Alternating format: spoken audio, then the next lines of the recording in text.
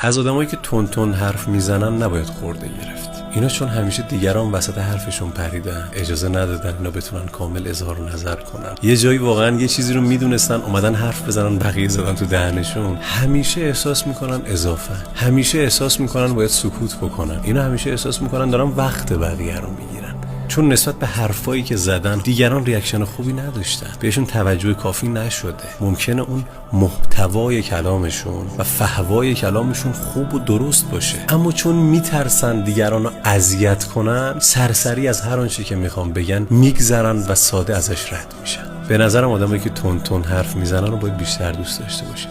چه اشکالی داره وقتی دارن حرف میزنن با لبخند بهشون نگاه کنیم، بهشون توجه کنیم، که سری تکون بدیم که طرف احساس اضافه بودن بهش دست نده، بگه وقتی منم دارم حرف میزنم یک نفری داره به من توجه میکنه، چرا تون حرف بزنم و بگذرم.